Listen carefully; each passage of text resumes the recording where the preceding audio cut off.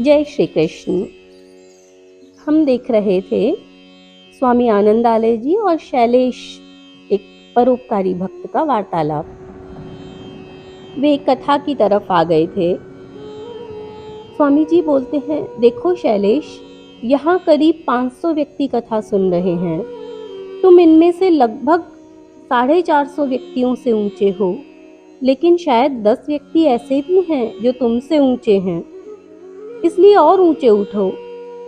तुम जो कुछ कर रहे हो वो बहुत अच्छा है, लेकिन वही सर्वोत्तम नहीं है। वो बोला, फिर मैं कथा सुनने वालों से अच्छा कैसे हो गया? मैं तो भगवान का नाम भी नहीं लेता।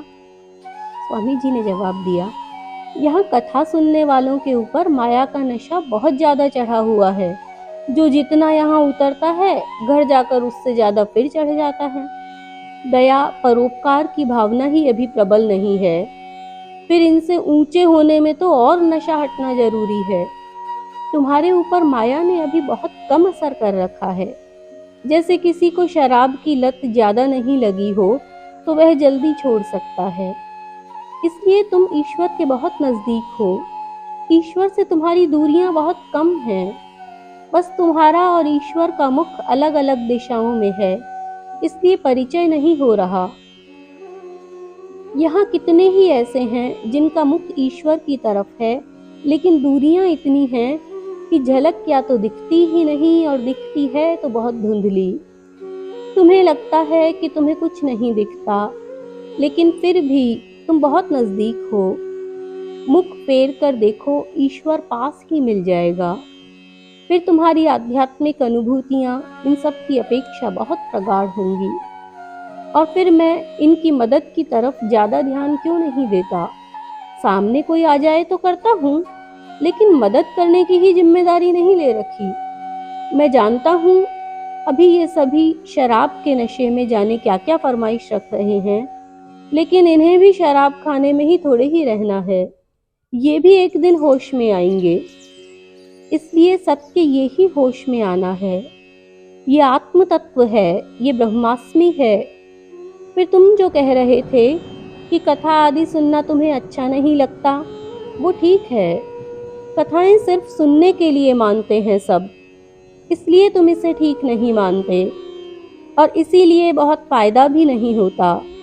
लेकिन तुम बुद्धिमान हो। इस गहराई में पहुंचो कि प्रभु नाम, प्रभु का ध्यान, उनकी कथा आदि के माध्यम से सत्य तक पहुंचना है, प्रभु तक, परम सत्ता तक पहुंचना है, सिर्फ सुनना ही नहीं है। बोला, मैं समझ गया। इतनी गहराई से मैंने कभी इस विषय में चिंतन ही नहीं किया। एक बात पूछना चाहता हूँ स्वामी जी। बोलो। कई तो ऐसे भी होते हैं कि लगता है वे भगवत भजन ना करें तो ज्यादा अच्छा है। स्वामी जी बोले, आओ मेरे साथ, तुम्हें 3 तरह के लोग बताता हूँ। वे एक झोपड़ी में गए। वहां कुछ लोग रहते थे जो जानते ही नहीं थे कि ईश्वर भी कुछ होता है। उनके लिए यही जगत सत्य है। शैलेश और स्वामी जी को अंदर देखकर एक व्यक्ति बोला, अरे अरे बाबा जी, बारे चालो, कठे अट्ठे घुसिया आओ।